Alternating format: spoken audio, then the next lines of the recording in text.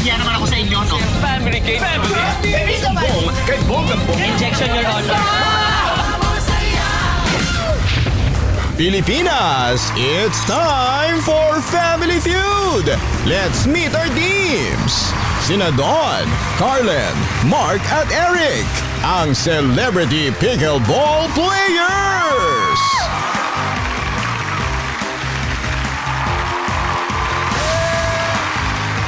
Sina Clarice, Andy, Christy at Kim, ang Professional Pickleball Athletes!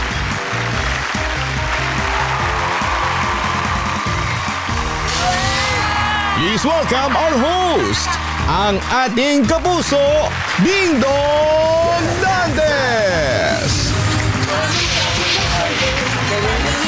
Bro! Hey, Eric.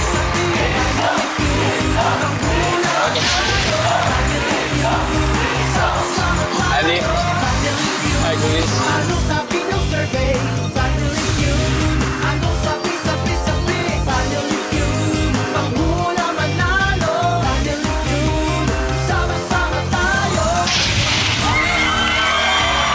Magandang hapon po, Pilipinas! Sa buong mundo, anumang oras kayo nanonood ng ating palabas, hello po sa inyo. Dito po sa studio, puno-puno pa rin ng energy ang ating live audience.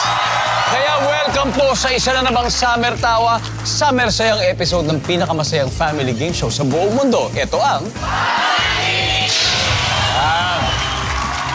Pickleball ang itinuturing na fastest growing sport in the world ngayon. At pati dito sa Pilipinas, parami na pong nahihilig sa larong ito. At walo sa kanila ang kasama natin ngayong hapon. Ang unang team, grupo ng mga artistang na-in love sa pickleball hanggang sa naging solid na po ang pagkakaibigan nila, ang Celebrity Pickleball Players. Pinangungunahan po ng dating PBB housemate, actress, and dance teacher. Please welcome Dawn Chan. Hi, Dawn. Hello, Kuya Welcome. Dong. Hello, Thank how are you. you, Don? Maganda. Very good, Dawn. Dawn, sino mo mga kasama mo sa barkada mo ngayon? Yes, ito ang aming A-list Celebrity Pickleball Club, Kuya Dong. Unang-unang pinakamaganda sa amin, pero pinakamaingay sa laro, si Curly. Hello. Pinaka-competitive naman sa amin, si Mark. Ayaw tatalo niyan. Sa smash ka lagi. Ito naman yung pinakamayaman sa grupo namin. Pinakamaraming paddles, si Eric. Yeah. Oo, dami. Grabe, buong-buo talaga yung team nyo. Ilan ba kayo magkakasama sa pickleball team? Dami namin Kaya namin mag-fill ng 6 courts. So up to kahit hanggang 60, kaya namin. Wow! Oh. Ano bang benefits ito kay Eric ng paglalaro ng pickleball? Kumikute ka lalo. Kaya sabi nila, kakapayat, hindi raw totoo yun. Sino? Hindi, kasi pagkatapos, lagaya lahat kumain. Siyempre, pagod di ba? Oo, pero it's good for the health talaga. That's true. Tignan mo si paring Mark, di ba? Lost so much weight. 40 pounds. 40 pounds. Grabe. Hanep, guys. Okay, good luck. Good luck. Thank you. Celebrity Pickleball Players. From celebrities, puntahan naman po natin ang mga pros. And here are the professional pickleball athletes. Ang kanilang team captain, Asia's #1 women's pickleball player in the 19-plus open category in the World Pickleball Championship Series 2024, Clarice Patrimonio. Hi, Clarice. Gusto natin makilala ng teammates mo, Clarice? Sino sila? So, ito, yung mga team ko is professional players, from pickleball and former tennis player. And so, this is Andy. Siya top 35 plus open player. Won bronze medal in the APP tournament, international. Kuala Lumpur. Yes. There you go. And then, this is Christy, doubles partner ko, and internationally and locally. And then ito, comedian to sa pickleball. So ito, si Kim Serata. They call him Pickle Bear. Pickle Bear. Yan.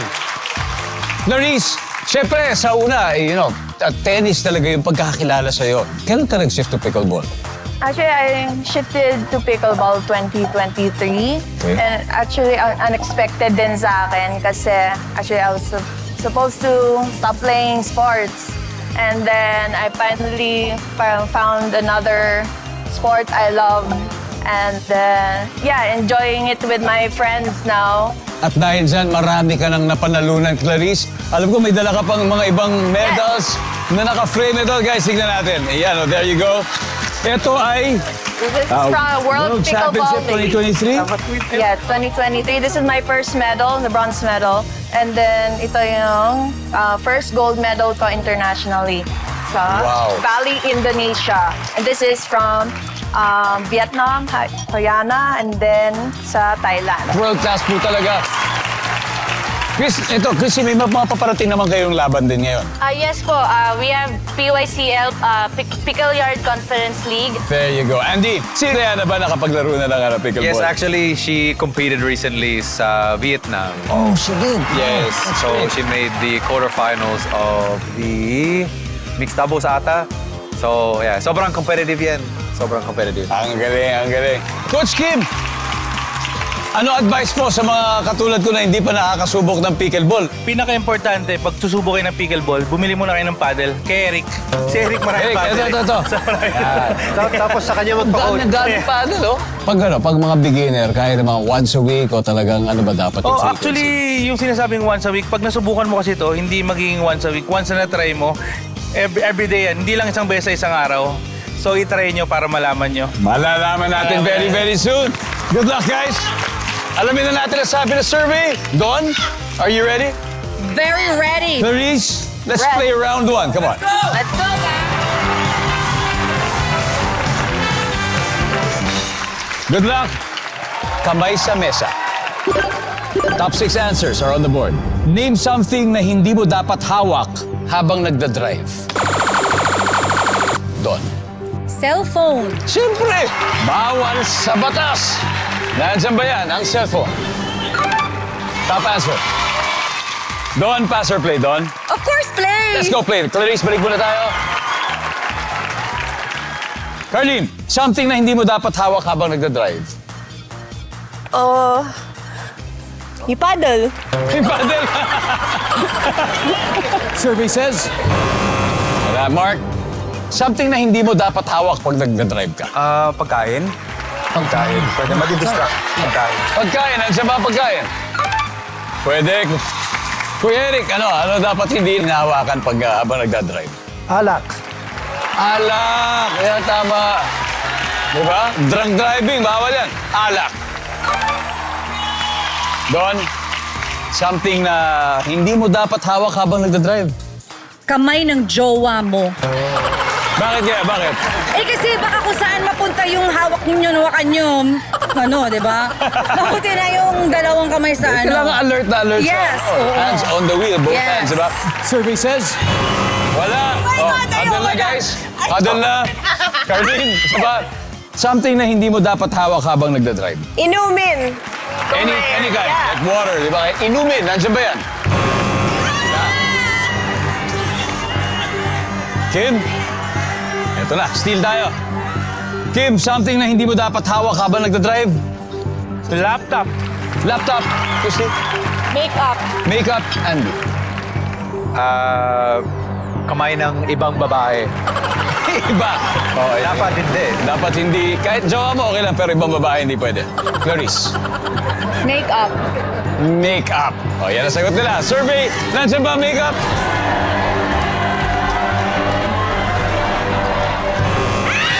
Wala. Tignan natin kung ano yung mga hindi nahula. Number 6. What is number 6? Baby. Si Baby, number 5. Kutsilyo. Yung hawak ng kutsilyo. Number 3.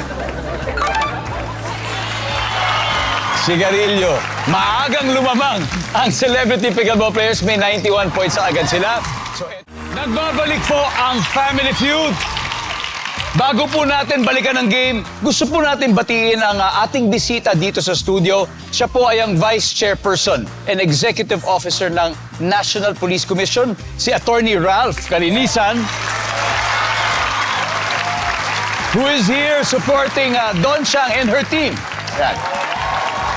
Enjoy the game, sir. Enjoy the game. Now, balik po tayo. mga pickleball athletes pong naglalaro ngayon so far. Celebrity pickleball players pa lang nakakascore. May 91 points na sila. So, susunod na si Carlene and Andy for round 2. Let's go.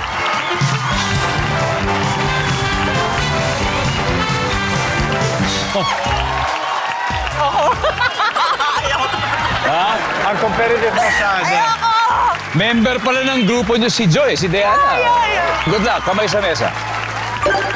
Top 6 answers are on the board. Okay, name something na madalas paglaruan ng alagang tuta. Charlie. Bone, buto. Buto. Okay. Something that a dog always plays with. Okay. Buto. Wala. Tuta! Andy. Something that a dog always plays with. Andy. Bola. Bola. Pero ako, buto sa akin eh, buto. Bakit ganon? Bola. Oh, wala rin. Anong klaseng aso to? Something na madalas paglaruan ng alaga mong tuta, Mark. Chinelas. Yan, mga ganyan siguro. Slippers, like chinelas. Nandiyan ba chinelas? Top answer. Mark, pass or play, Mark? Play. Okay, Andy, balik muna. Let's go. Kuya Eric, something na madalas pinaglalaroan ng alaga mong aso na tuta. Damit. Damit! Damit! Simple, damit lang. Damit, nandiyan ba ang damit? Wala. Don, ano kaya? Something na madalas paglaruan ng alagang tuta. Ginangat-ngat. Basahan. Basahan. Wala pa rin, guys. Huddle na kayo. Carlene, ano pa kaya to? Something na madalas paglaruan ng alagang aso. Laruan ng bata na malambot. Mga stuffed toy. Nandiyan ba ang stuffed toy? Yeah. Mark, something na madalas paglaruan ng alagang tuta? Yung sopa namin. Nangat-ngat. Yung mga gilid-gilid ng sopa. O, yung sopa. Wala.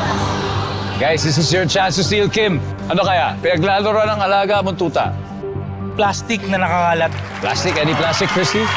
Shoes. Sapatos, Andy. Basura. Basura. Nako po. Clarice. Something na madalas paglaruan ng alaga ang tuta. Medyas. Medyas. Ayaw nyo ng sapatos. Medyas. Nandiyan ba ang medyas?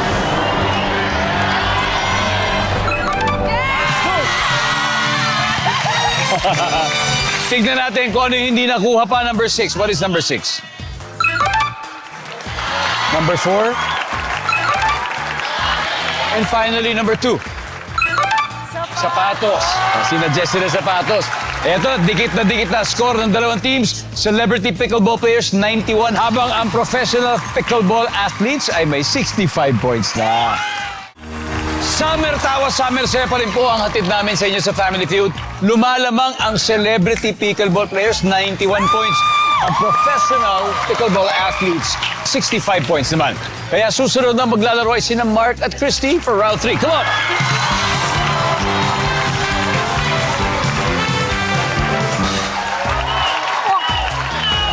Alright, double points round. Kamay sa mesa. Top 8 answers on the board. Sa panaginip mo, sumakit daw ang tiyan mo dahil may nakatirang hayop sa loob nito. Ang tanong, anong hayop kaya yun? Go! Christy. Bulate, worm. Bulate. Nandiyan ba ang bulate? Mark, pwede pa. Pwede pa yung number 1. Sa panaginip, sumasakit daw yung tiyan mo kasi may nakatirang hayop sa loob. Ano kayang hayop yung nakatira sa loob? Ahas. Survey says... Woo! Mark, pass or play? We're gonna play. Let's go. Ayop yun. Eric, sa panaginip, sumakit daw ang tiyan mo dahil may nakatirang hayop sa loob nito. Anong hayop kaya to? Giraffe. Giraffe. Survey says... Wala. Don, sa panaginip, sumakit yung tiyan kasi may nakatirang hayop sa loob. Ano kaya yung hayop na ito? Hayop. Insekto to, pero ipis. Survey says... Meron yan. Darlene, sumakit daw ang tiyan mo dahil may nakatirang hayop sa loob nito. Ano kaya ang hayop kaya yun? Hindi ko alam, pero iba, yung naisip ko lang parang yung butterflies pag ano. Pero hindi sa panaginip. Parang, like yung ngayon. Butterfly, okay lang. Butterfly? Oo. Survey says, pala. Guys, huddle. Sa panaginip mo, Mark, sumakit daw yung tiyan mo dahil may nakatirang hayop sa loob nito. Ano kayang hayop yun? Dinadaga, daga. Daga! Nandiyan ba ang daga? Okay pa. Kuya Eric, ano kaya sa panaginip sumakit yung tiyan kasi may hayop sa loob? Ano kaya ang hayop yun? Mga insect. Kagaya ng... Kagaya ng yung mga parang mahabang mga centipede, mga ganun. Yung mga ganun. Centipede. Survey says, wala. Pag tama to, lalamang na kayo, Kim. Oh, ano kaya? Sa panaginip, sumakit yung tiyan mo dahil may nakatirang hayop. Ano kayang hayop yun? Palaka. Christy? Butike. Butike? Andy? Spider. Spider o gagamba. Clarice? Ano kaya ito? Sa panaginip mo, sumakit daw ang tiyan mo dahil may nakatirang hayop sa loob nito. Ano kayang hayop yun? Butike. Butike! Nandiyan ba ang butike? Wala!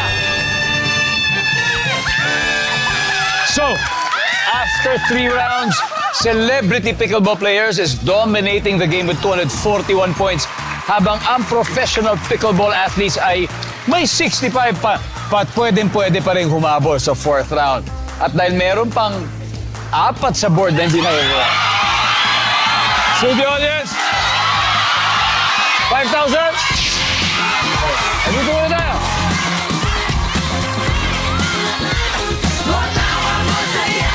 Nay, hello po. Kamusta po kayo? Bote naman. Okay, ano pong pangalan nyo? Emma po. Ma'am Emma. Okay, sumakit daw ang tiyan mo dahil may nakatirang hayop sa loob nito. Ano kaya hayop yung nasa loob ng tiyan mo kaya masakit? Buhaya po. Oh, nakakasang buhaya doon. Anong klaseng buhaya? Yung taong buhaya o yung... Hayop. Ay, yung hayop na buhaya. Nandiyan po ba ang buhaya? Yes! 1, 2, 3, 4, 5. Thank you. Po. At ito po mula sa Family Feud. Salamat po sa inyo. Thank you. O, isa pa!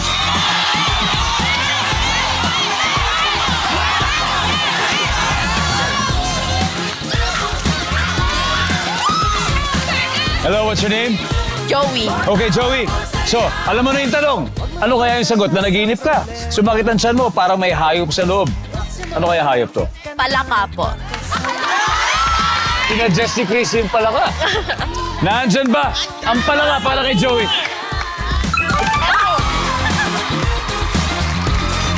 Congratulations, Joey. Thank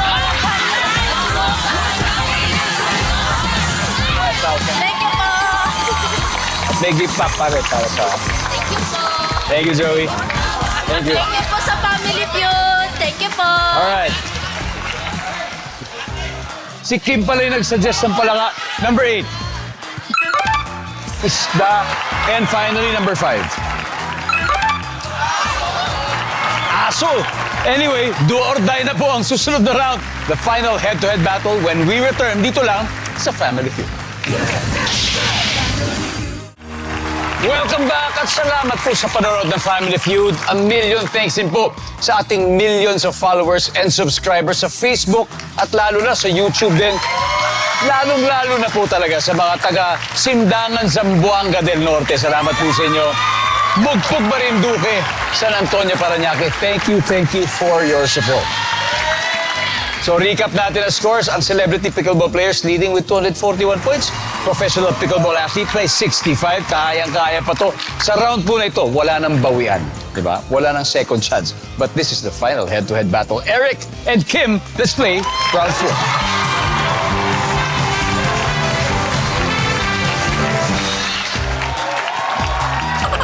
Oh yeah. Good luck, gentlemen. Kamay sa mesa. Top 4 answers on the board. Sabi ng nanay sa kanyang 5 years old na anak, "Oh, good job, good job. Ang galing mo ng blank." Go. Kim, Magsulat. 5 years old eh. Magsulat. Oh. Ganyan yung mga idaran eh. Di ba? Yung nag-uumpisa sila magsulat. Ang galing mo ng magsulat. Nandyan ba yan? Kuya Eric, pwede pa. Sabi ng nanay sa 5 years old na anak niya, "Good job, anak. Ang galing mo ng blank." Sumayaw. Sumayaw! Nandyan ba yan? Wala. Kim, pass or play, Kim? Final round. Play. Let's go! Makakuha na kaya. Ready? Clarice, sabi ng nanay sa 5 years old, "Good job, anak. Ang galing mo ng..."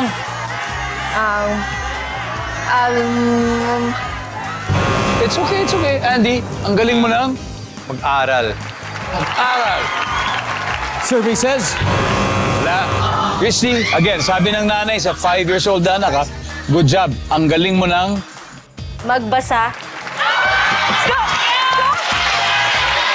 Magbasa. Top answer. Kim, sabi ng nanay sa 5 years old, "Good job. Ang galing mo ng..." Kumain. Very good na. Kumakain na. Sabi ng nanay ko sa akin yan. Totoo yan. Ako lang kumain. At 5 years old. 5 years old. Di ba? Kumain. Okay ha, Don, careful. Kasi 285 yan. So kung mali, sa kanila mapupunta yan. Ready, Kuya Eric? O, sabi ng nanay sa 5 years old, "Good job, anak. Ang galing mo ng blank." Magsalita. Salita, Mark.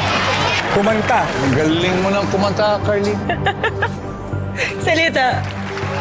Magsalita rin. Don, sabi ng nanay sa 5 years old, "Good job, anak. Ang galing mo ng..." Magsalita. Magsalita. Ang sabi nila yung magsalita. Ang sabi ng survey ay...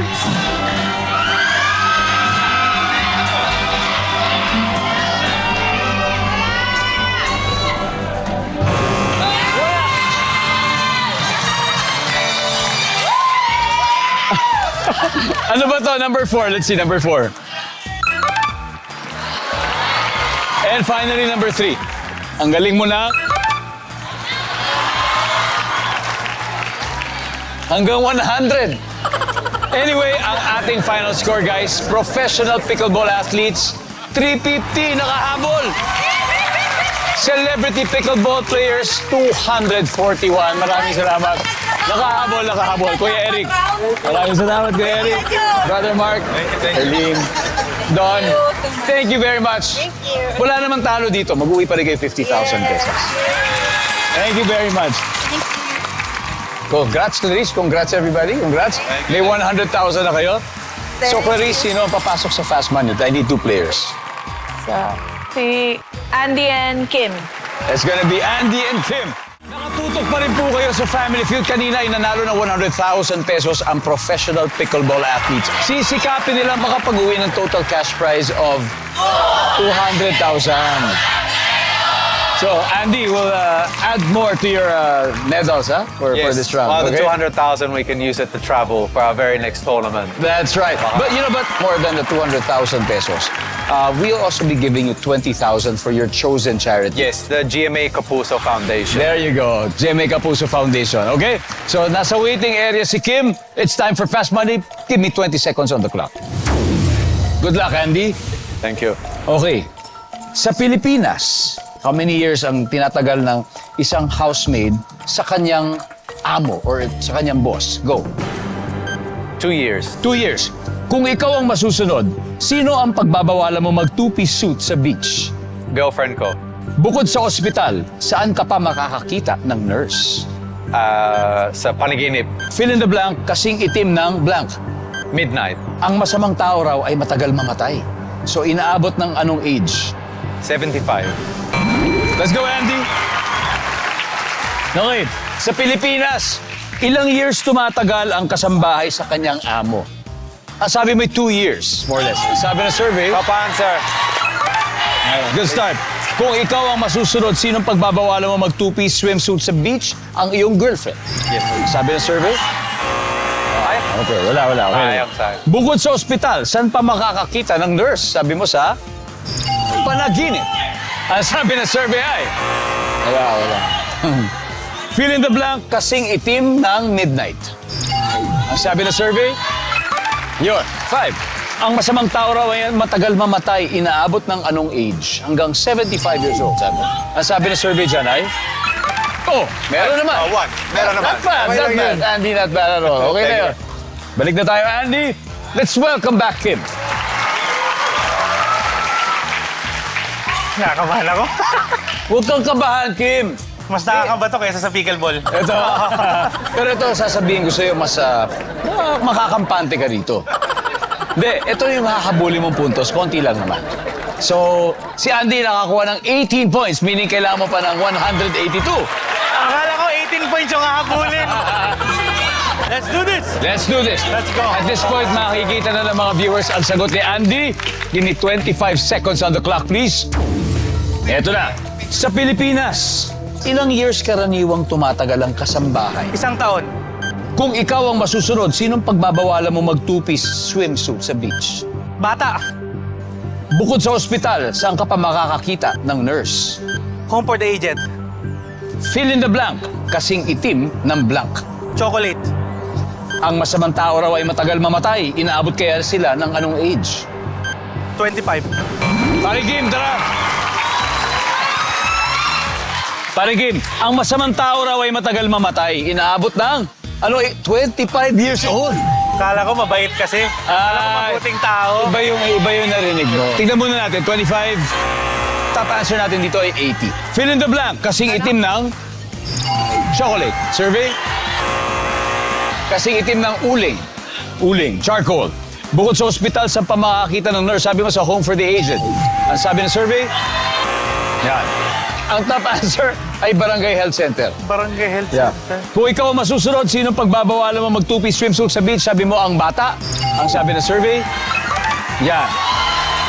Ang top answer dito ay ang nanay mo. Nanay ko. Nanay mo. Nanay Sa ko. Pilipinas, ilang years tumatagal ang kasambahay sa amo? Sabi mo ay 1 year. Ang sabi ng survey? Yan. Ang top answer ay 5 years. 5 years. Okay na yan, Kim. Oo nga. Di ba, Ale? Okay na yan. Panalo naman kayo ng 100,000, guys. Congratulations still. Let's welcome back the celebrity pickleball players. Guys, congratulations sa inyo. Maraming salamat, Pilipinas. Ako po si Ding Dong Dantes na araw-araw maghahatid ng saya at papremyo. Kaya makihula at panalo dito sa Family Feud.